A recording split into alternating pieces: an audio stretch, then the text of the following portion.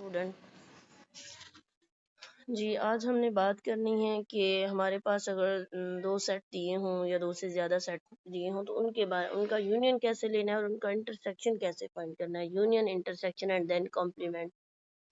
तो इसे हम वन बाय वन सीखेंगे कि जब हमें सेट दिए और उसका कहा जाए कि आप लोगों ने यूनियन फाइंड करना है या इंटरसेक्शन फाइंड करना है तो हम कैसे लेंगे। तो चले हम सबसे पहले देखते हैं कि यूनियन जो है वो कैसे फाइंड करते हैं अगर हमें सेट दिए हों। तो एग्जाम्पल के तौर पे हम अपने पास से सेट ले लेते हैं, सेट ए, और उसके अंदर हम एलिमेंट ले लेते हैं 2 एंड 3, और एक हम ले लेते हैं बी, उसके अंदर हम एलिमेंट ले लेते हैं 3, 4 एंड 5। जी, तो ये हमारे पास दो सेट हमें दिए हुए हैं, सेट ए एंड बी। तो हमने इसका जो है ना फाइंड करना है यूनियन। तो यूनियन हम कैसे फाइंड करेंगे, इसकी नोटेशन क्या है। हम अगर हमें ये कहा जाए कि ए और बी का यूनियन है तो हम क्या करेंगे। तो इसके लिए हम ए यूनियन इस तरह यूनियन बी, ये हमारे पास जो है ए यूनियन बी की नोटेशन है। अच्छा, अब हमने देन इसको फाइंड कैसे लिखना कैसे।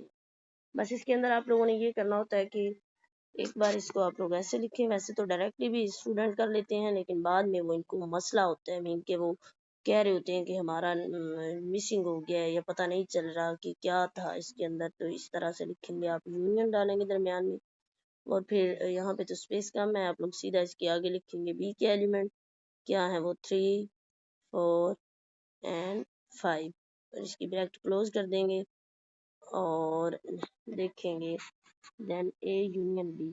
ए यूनियन के अंदर ये होता है कि आप लोग दोनों सेट्स के एलिमेंट्स को इकट्ठा करके लिखते हैं। यूनियन जैसा कि उसके नाम से पता चल रहा है, यूनियन किसी भी चीज़ की यूनियन बहुत सारी लोगों का यूनियन इकट्ठे हो जाना, कोई चीज़ है उनका यूनियन ले तो उनको इकट्ठा कर देना। तो इसी तरह नंबर्स का भी यूनियन ले हम तो हमारे पास जो आता है, फर्स्ट सेट में हमारे में एलिमेंट थे 2 एंड 3 एंड दूसरे में थे 3 एंड 4। तो अगर हम इसको यूनियन में लिखेंगे तो हम लिखेंगे फर्स्ट वाले का 2, फर्स्ट वाले सेट में हमारे पास जो था 2 आ रहा था, इसको हम लिखेंगे 2, फिर उसके बाद 3। अब ऐसा ना करें कि दोनों सेट्स ए और सेट बी दोनों में 3 आ रहा तो हम ये कहेंगे हमने दोनों का जो है ना 3 2 बार लिखना है। तो ये अगर तो फिर ये सेट ही नहीं बनेगा, क्योंकि सेट की डिफाइन के अंदर हमने ये पढ़ा था कि सेट के अंदर जो है ना वेल डिफाइन एंड डिस्टिंक्ट होता है, मीन कि कोई भी चीज़ रिपीट नहीं होती। तो अगर हम इसके यूनियन में रिपीट कर देंगे तो फिर हमारा सेट ही नहीं रहेगा। तो यूनियन क्या लेना, हमने 3 लिखा है 2 3 और उसके बाद था 4। ये हमने दोनों सेट्स के एलिमेंट को इकट्ठा करके लिख दिया और इस बात का भी हमने ख्याल रखा है कि कोई भी सेट रिपीट नहीं हो रहा। तो ये हमारे पास दो सेट्स का यूनियन आ गया जी। तो इसके बाद हम बात करते हैं इंटरसेक्शन की। इसी इन्हीं सेट का अगर हम इंटरसेक्शन फाइंड करें तो हम कैसे फाइंड करेंगे। चलें देखते हैं कि इंटरसेक्शन में क्या करते हैं हम। इंटरसेक्शन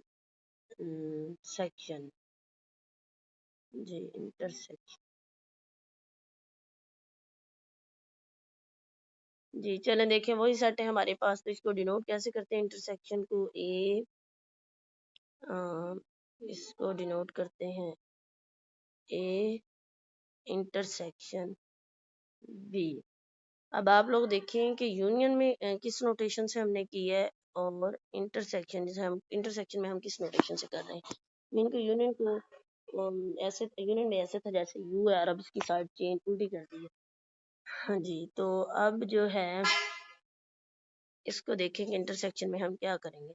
हमारे पास ए के एलिमेंट थे 2 एंड देन 3।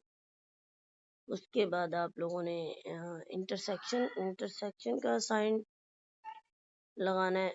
इंटरसेक्शन ये है intersection and then set B लिखना है। बी के अंदर हमारे पास एलिमेंट थे 3 एंड 4 जी। तो अब ज़रा देखें इसके अंदर हमने इंटरसेक्शन में इसे कैसे राइट करेंगे।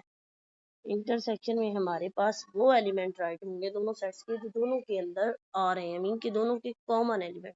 जो सेट ए में भी है सेट बी में भी है वो एलिमेंट लिखे जाएंगे। तो फर्स्ट सेट में हमारे पास था 2 3 एंड सेट बी में थे हमारे एलिमेंट 3 एंड 4। तो देखिए दोनों के अंदर क्या चीज़ कॉमन आ रही है, दोनों के अंदर ये वाला एलिमेंट जो है ना 3 वाला, ये दोनों के अंदर आ रहा है। तो हमने इसका इंटरसेक्शन फाइंड किया तो ये हमारे पास जो है इसका आंसर क्या आया है 3। तो जी स्टूडेंट, ये इंटरसेक्शन और यूनियन जो है ये तो हो गया। अब हम अगले स्टेप पे चलते हैं। कॉम्प्लीमेंट, किसी भी सेट का जो है ना कॉम्प्लीमेंट कैसे फाइंड करते हैं। अगर हमें ये कहा जाए कि आप लोग फाइंड करें, सेट ए का कॉम्प्लीमेंट फाइंड करें, तो हम कैसे करेंगे। तो एक बात याद रखना, किसी भी चीज़ का कॉम्प्लीमेंट फाइंड करने के लिए हमारे पास एक यूनिवर्सल सेट जरूर मौजूद होना चाहिए, देन हम उसका कॉम्प्लीमेंट फाइंड कर सकते हैं। जी, तो यहाँ पे हम एक एग्जांपल लेते हैं। हम एक यूनिवर्सल सेट लेते हैं यू, जिसके अंदर हमारे पास जो है एलिमेंट है 1 2 3, और हमारे पास ए जो था उसके अंदर हमारे एलिमेंट थे 2 एंड 3, 2 एंड 3। जी, तो देन हम इसका कॉम्प्लीमेंट कैसे फाइंड करें। कॉम्प्लीमेंट को नोटेशंस डिफरेंट है, मीन के आप एक ही कॉम्प्लीमेंट को इस तरह से भी लिख सकते हैं, इसके ऊपर यहाँ पे सी लिखते हैं छोटा सा, और देन इस तरह से भी इस तरह बार लगा दे, ये भी कॉम्प्लीमेंट को डिनोट करता है। एंड देन इसको हम यू भी लिख सकते हैं, U U minus A, U minus A करेंगे तो हमारे पास सेट ए का कॉम्प्लीमेंट आ जाए। चलें देखते हैं इसे हम। कॉम्प्लीमेंट यू माइनस ए, हमारे पास यू के एलिमेंट थे, वो थे 1 2 3 एंड 3 एंड 4। माइनस लगाना है एंड देन आप लोगों ने ए के एलिमेंट लिखने। हम ए का कॉम्प्लीमेंट फाइंड कर रहे हैं, हमारे पास एक एलिमेंट थे 2 एंड 3। जी, तो अब हम इसका लिखेंगे, ये हमारे पास ए का कॉम्प्लीमेंट आ रहा है। डिफरेंट नोटेशन आप कोई भी यूज कर सकते हैं कि कॉम्प्लीमेंट में इस तरह से साथ लिखते हुए। तो अब इसको जब हम किसी भी चीज को माइनस कर रहे होते हैं तो उसके अंदर देखिए वो एलिमेंट्स कट जाएंगे, दोनों के अंदर आ रहे हैं। और बाकी फर्स्ट वाले सेट में मीन के जो फर्स्ट पे लिखा है, जो एलिमेंट्स बचेंगे वो 10 नीचे आ जाएंगे। मीन के अगर हम देखें तो 2 इसमें भी है, इसमें भी है, ये भी कट गया और ये भी कट गया, 3 इसमें भी है और इसमें भी है, कट गए हैं। तो अब हमारे पास जो बचा है वो बचा है 1 एंड 4। तो ये ए के कॉम्प्लीमेंट में आ जाएंगे इस एलिमेंट। यहाँ पे अगर एक और एलिमेंट होता, मैं आपको एग्जांपल दे रही हूँ, 2 के साथ 2 3 ए के एलिमेंट्स आ रहे हैं ना, तो अगर इनके साथ फॉर एग्जांपल 5 भी होता, तो देन हम यहाँ पे जब इसके कॉम्प्लीमेंट में लिख रहे होते तो 5 नहीं आना था।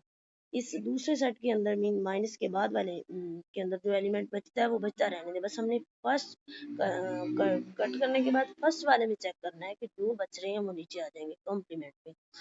तो ये थी कॉम्प्लीमेंट, हमने फाइंड किया, यूनियन देखा, इंटरसेक्शन और देन कॉम्प्लीमेंट। तो उम्मीद करती हूँ कि समझ आ गई होगी। फिर भी अगर किसी को मसला हो तो कमेंट सेक्शन में बताइएगा। Thank you.